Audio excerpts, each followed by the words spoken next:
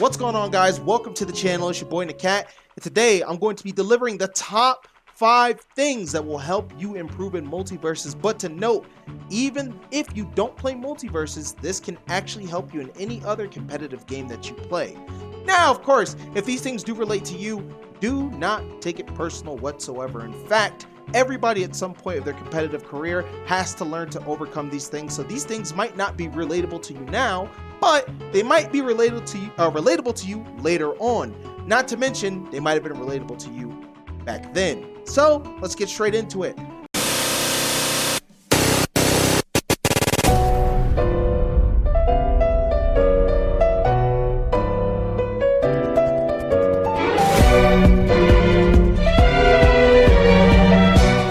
Nerfs and buffs will not save you. I mean that, by the way. Nerfs and buffs will not save you, and let me explain why. With the development of the internet, and of course with the development of patches, everybody relies on them. Nowadays, back in the day especially, guys, did you ever play a competitive game that couldn't be patched? That was the game. You buy it in the package, you put it in, that's it. Does Melee ring a bell? Brawl maybe? Yeah, so when games like those came out, or even just old fighting games, that was it. You got what you got, you either learn or you fall behind. Now, because games are able to be balanced, which necessarily isn't a bad thing, because to be honest, games being able to be balanced actually help them survive longer. Because of course, let's face it, some characters will actually kill a game if they're too strong. So if you're able to actually patch those things out, you're able to help maintain balance and make players want to return to the game. And not only that, you're able to keep the game alive and fresh and feeling new.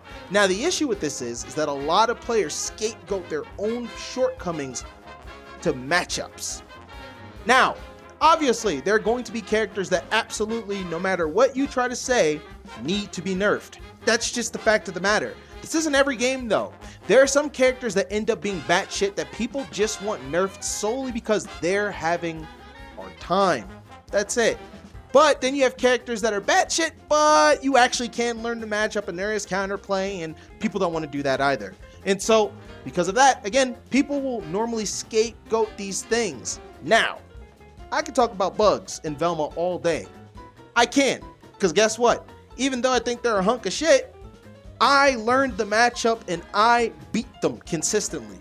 I didn't just say, oh, nerf these characters, I'm quitting until they're nerfed, or, oh, nerf these characters, I'm going to keep losing to them until they're nerfed. I said, oh, well, all right, these characters are funky. How did I beat them? And then I did just that.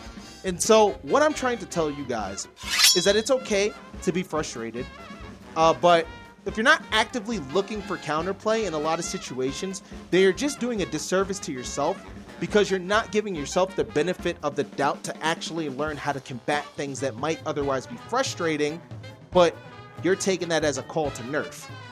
This isn't Pokemon. Does anybody understand what I mean by that? I'm actually going to let my chat catch up. Do you guys know what I mean by this isn't Pokemon? Types? No.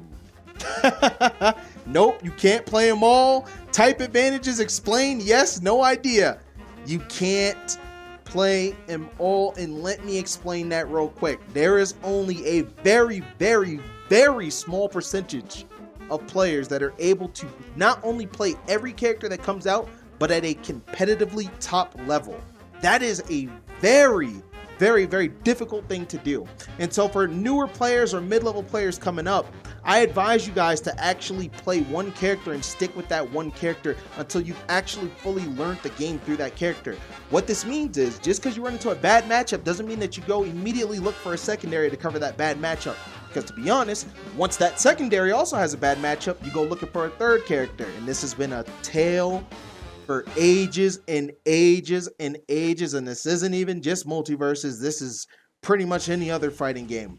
When it comes to this, guys, you are better off actually putting all your effort into really mastering that one character and learning the game through them. And then once you're seeing the upper level success that you want with said character, your knowledge of the game overall is going to be much more developed for you to then go try to pour more time into another character. Because whether you realize this or not, when you're splitting time between characters when you haven't even really learned one from the get-go, you're honestly just hurting yourself, and you're not developing these characters to the best of your ability that you can personally handle. And that's something that you need to actually keep in check as much as you can. What is practice without a purpose? Which brings me to the next topic.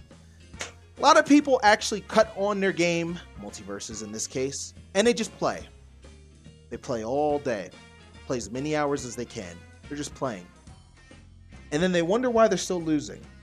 They play all this time, they're putting in all these hours, and the success is just not there.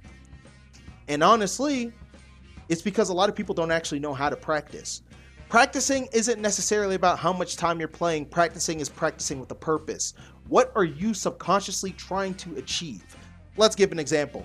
Let's say that I'm a player that is terrible at edge guarding. That is my weakest point. When I'm fighting my friends, or I'm fighting in ranked when that comes out, or normals, or anything bots, when I'm fighting, my goal shouldn't be I have to win this game at all costs.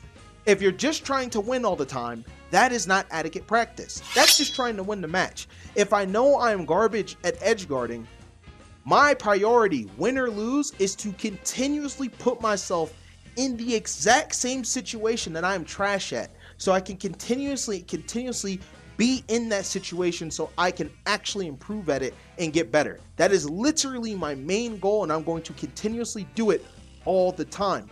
Wonder Woman, for example. We do not have a spike like Bugs or Tom. We don't have galactic meteor spikes that can hit you from atop, above, the sides. You actually, and Arya players, you too, you actually, and Garnet players, hold on, y'all actually have to space your down air. And it's strict. You have to actually space that shit. So in my brain, I wasn't like, oh, I'm not gonna try to edge guard. I'm not gonna try to spike. My brain is like, let me get good as fuck at doing this despite it being difficult. Even if something is difficult, that shouldn't turn you away from trying to get good at it, especially if you're applying yourself to set character. You need to try your hardest. Straight up, you need to try your hardest. You have to continuously try and try again until you get consistent at it. And of course, that doesn't have to just be edge guarding. Combos. You're dropping a combo a lot, that seems to be your weak point. You got to keep labbing that combo, and not just in the lab. You need to be able to actually execute it in a real match versus real players. So I'd advise you to actually go and continue to fight real players so you can try to do that in matches. Everybody always has something that they should improve on. Literally, everybody always has something they can get better at. Even if you're the best at a game, there is something that you can improve on, and that is what you should do to either remain the best or remain the best that you can be. And of course, for aspiring players, it's so you guys can actually climb the summit that is getting good at Multiversus. But a lot of people, of course, will try to avoid the shortcomings in their play. You can't run away from those things. If you know your ass at something, you have to face it head on, straight up. That's why, again, you need to put yourself in those situations relentlessly. You got a homie, tell your friend exactly what you suck at. Go over, literally go over everything that you're bad at with a homie. Have them watch over it with you.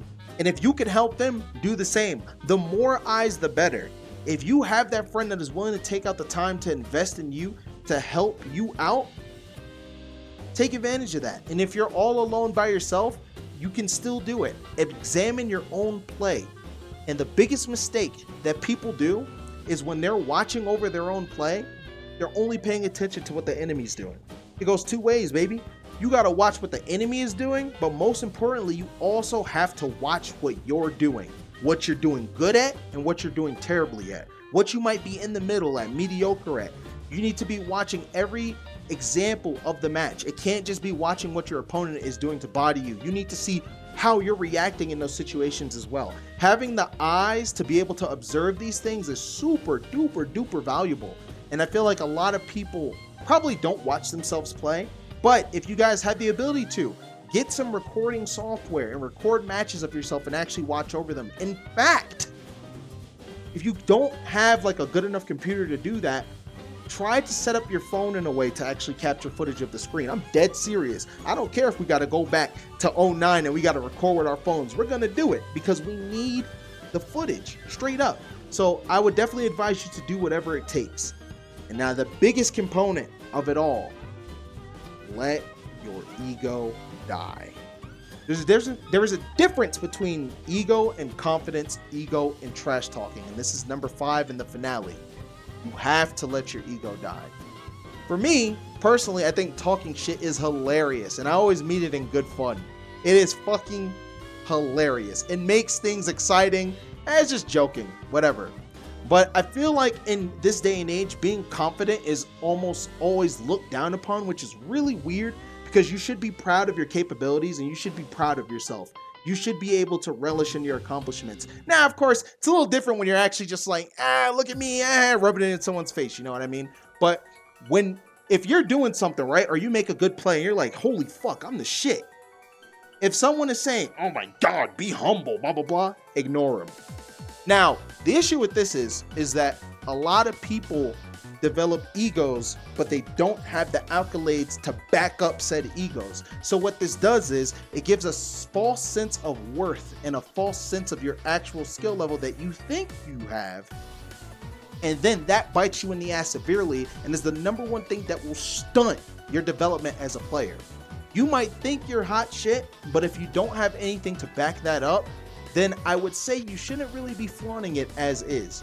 You know what I'm saying? It's just like real rap. Actually, you gotta climb up the ladder a bit. You know what I mean? But even then again, being confident is okay. Even if you're not that great, but you're still confident and you're confident in your ability to improve, straight up, I think that's a valuable asset. It's when the confidence turns into negativity.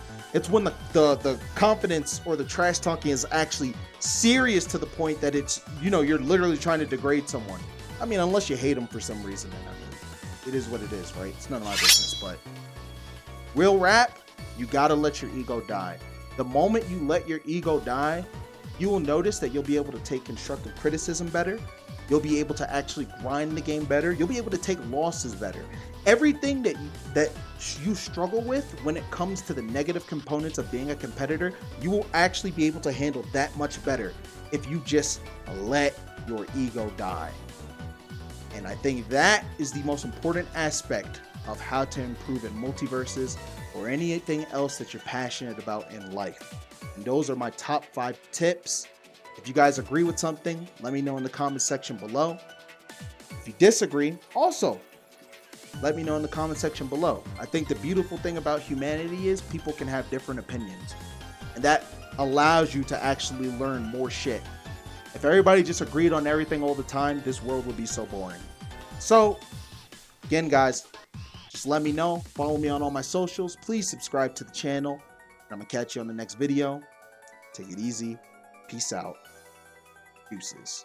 So let him do it like that. You must know that I hold things that make you weak. So wake up from no sleep. Don't refuse to be free. Let go.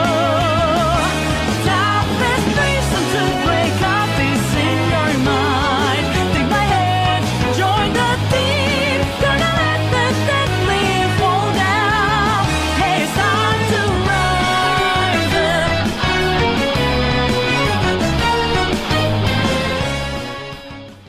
Told you I need no damn script. I don't need no damn script.